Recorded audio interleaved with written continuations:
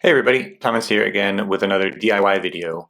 And today I wanted to go over this little DIY hangboard setup that I've been using recently. And first I'll just go over, quickly the features, and then I'll kind of show you how, or talk to you about how you might be able to make it yourself if you're interested. So this is in keeping with this channel, kind of a weird Frankenstein monster of different hangboard setups that I've used that I really like, the features of which I kind of took, and then combined with a cool, what I think of as pretty innovative feature that I added myself, um, and kind of came up with this new thing. So to go over the things that I took from other hangboards, it's a dual hangboard setup, and I have it attached to this little French cleat system, and you'll kind of see that in the video later on too, which you don't need, but it's very similar to the tension simple board in that sense, where you can get the two boards, space them properly for your body, and then you can use that as a hangboard rather than having one where you're fixed in terms of how wide your hands are. So that was the first thing that I kind of took that I really like. The second part is this jug shape. So this is very similar to the tension grindstone jug, which feels really nice to me. It's nice and deep. It feels like you can really yank on it pretty hard. And that is in comparison to the board that I was using before, which is this is the tension simple board. It has this kind of is a big jug, but it's very flat. So it doesn't necessarily always feel like a jug, depending on what angle you are. So if you're doing things like front levers or trying to do one arm stuff, especially if my skin is kind of dry and not feeling super sticky that day, it doesn't necessarily feel juggy enough to me. So that was the first thing I changed here. The second bit that I really like from other boards is to have a dedicated micro edge.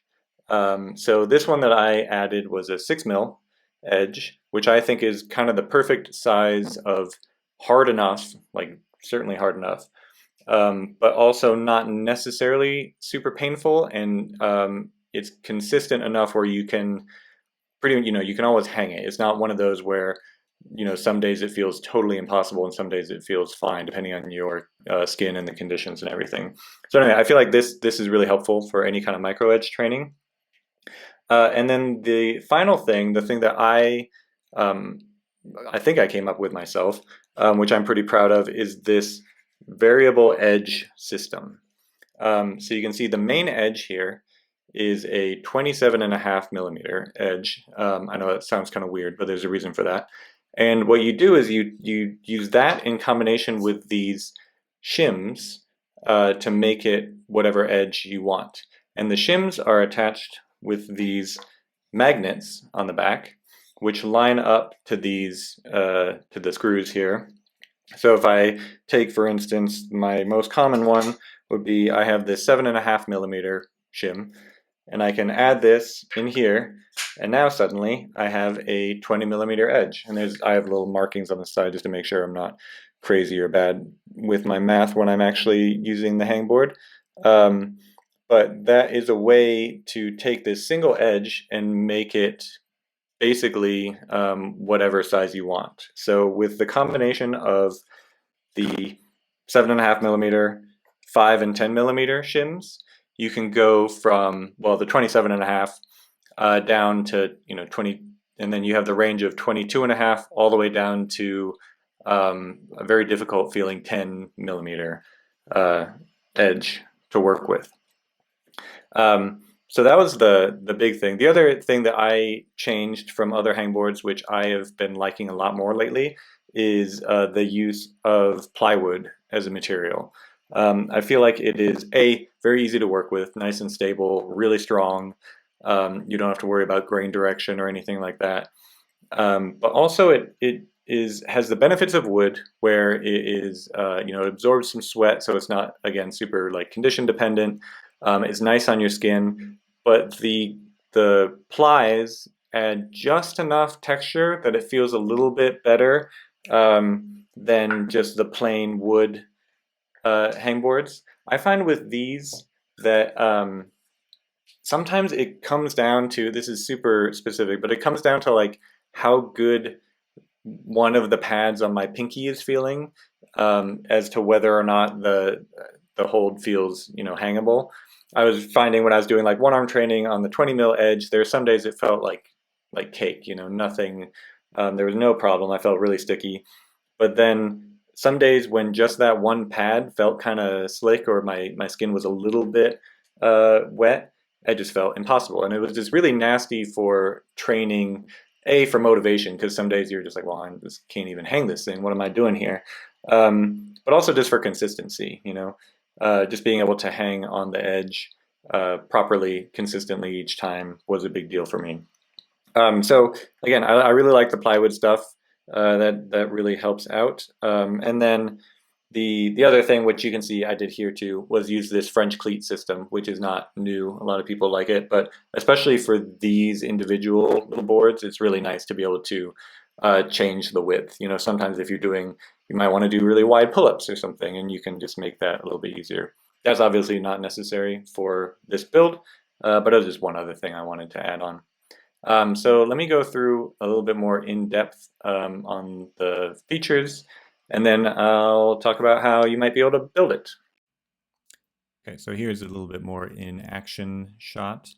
So you can see the French cleat set up here, where you can move it, and I just have it marked so I can be consistent and quickly move it back to where I had before. You can see the showing off kind of the jugs here. These feel a lot better to me than these older tension jugs. And when I want a jug, I want a real jug. So that was one improvement. And then here is again, the single edge system. And you can see when I'm not using them, I can keep those shims kind of stacked up on top, and they're just, magnetically attached to the screws that are holding that French cleat system together. And then you can see there, they stack up really well with each other. So when you put them in there, they're really solid in place. But then when you stack them on top of each other, the magnets are strong enough that they can get through that little bit of wood that's in between one magnet and the next, and then they stick together. So yeah, this has been really helpful for being able to really change the edges. I changed my mind a lot about what size of edge to train on. And then these micro crimps in addition to all of those edges are really nice because you have much smaller radius, and they're sharper.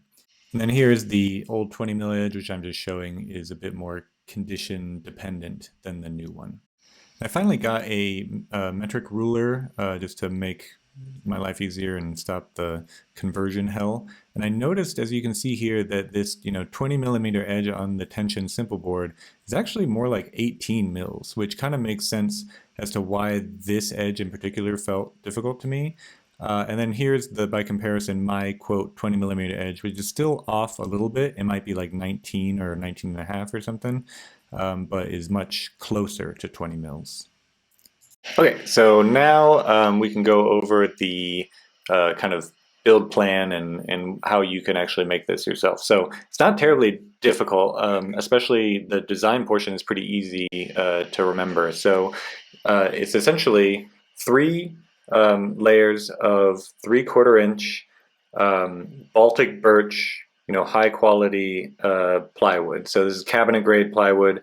You definitely do not want to use anything less than this. So you can see, you'll be able to tell this kind of plywood is the stuff that is much more dense in terms of the plies. There are a lot more plies, and there are very few voids in it. So you can see here there's a little void, but this stuff is super strong. It's not necessarily the easiest to find at your DIY store, but some of them have it.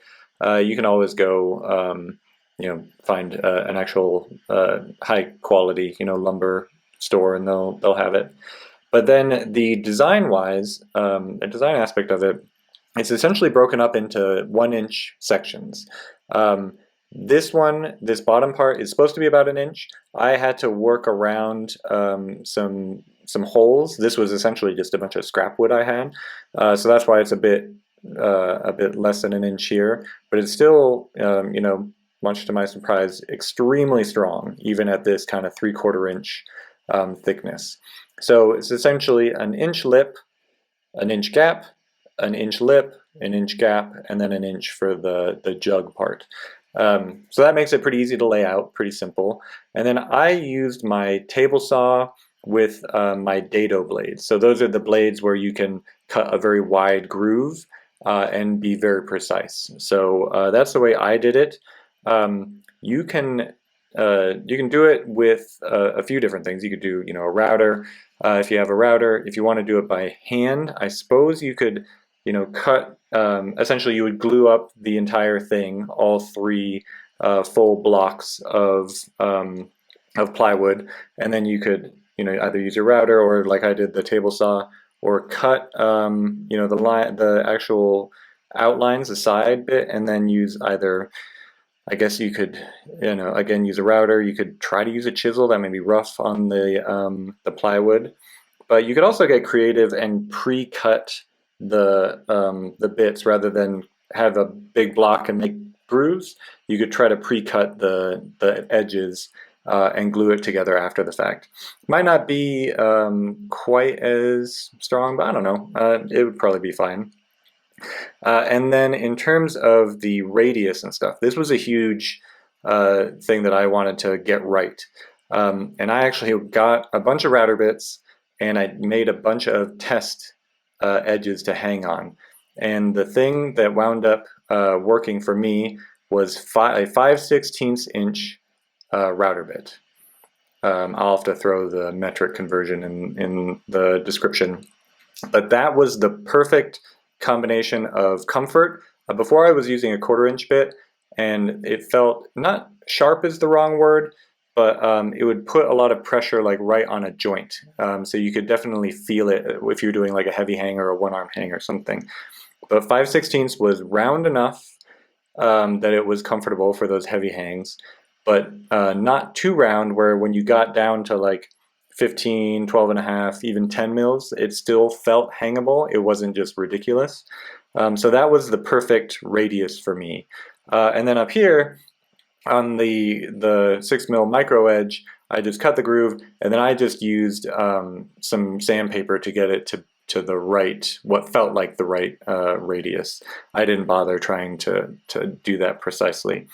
And then up here, this was just like a 1/2 inch radius for the jug.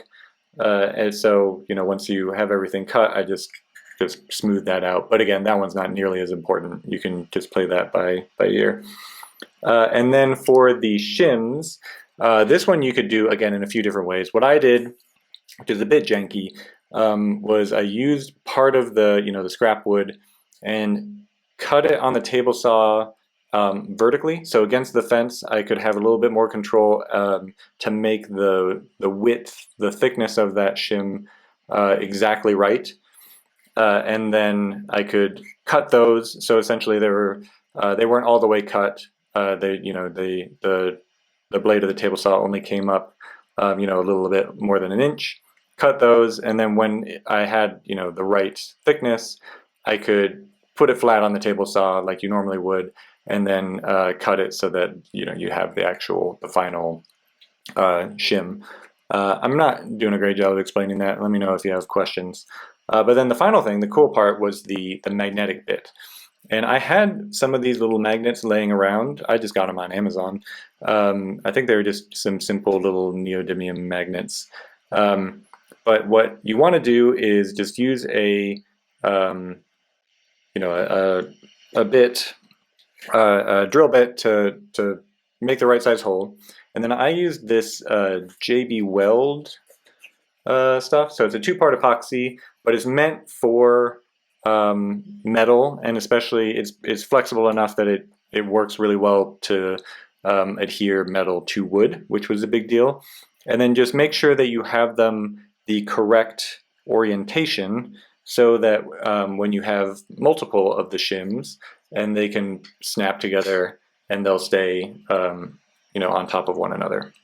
So that's the cool thing about these magnets, is they're strong enough that even though there's some wood in between these two, that they're staying put. They're not going anywhere. So those were the shim bits, and then the final part is just making sure that they line up with the screws that you use.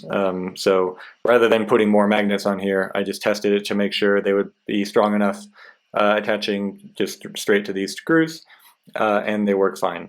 And then the cool thing is, you saw a little bit in the video, I was worried about having all these random shims floating around and like losing them or whatever. But the fact that you have, necessarily you have all of these screws attaching the hangboard to your wall, or in this case to the French cleat, you can just, throw the shims wherever. You can, keep them up here if you want to. Even though this doesn't totally fit, it's still, solid enough that it'll just stay there out of your way while you're hanging. So, like I said at the beginning, this project worked out really well, much better than I thought it would. I thought I'd have to go through a few iterations. But in terms of things that I would change, first I would not use scrap wood so that I could have a proper, 1-inch thick edge here. I was really nervous about this snapping, but I've put a lot of weight on it, and I made sure to really jerk on it a bit so that it was strong enough. And I am always surprised how strong wood glue and plywood winds up being. So anyway, I would make sure, that was a little bit thicker just to give people a bit more peace of mind. But that being said, I would also make sure that I made these grooves a little bit wider than 1 inch. As you can see, even though these are, 1 inch shims, they just barely fit into the one that is an actual inch wide groove. So I would just make sure that that's a little bit wider, so that it's easy, especially on this deep one, to move things in and out. So that was a happy little accident, as Bob Ross would say, that this is a bit wide, so it makes the shim placement a bit easier. Otherwise, that would be the main thing I would change. It's been really nice so far, to be able to change the edge so easily. Is really nice, especially for warming up. You go from a big jug and you just gradually warm up and warm up. Before, I'd have to switch hangboards depending on which edge I want to use at that part of the warm up, and it was kind of a pain. But the combination of all the edges, along with a micro crimp, along with the jug, has been pretty much perfect for me. And as you can see, I just, and you saw in the videos a little bit, I just made sure to mark so that I wouldn't have to do math all the time, or I could at least double check my math when I was placing everything. But yeah, that is the my little hangboard setup. Hopefully you all can try it out. Again, like I said, let me know if you have any questions. I know it's hard to go through and just talk about this. I didn't take any construction footage, although I guess I should have. But yes, let me know if you have any questions, and yeah, hopefully that is helpful.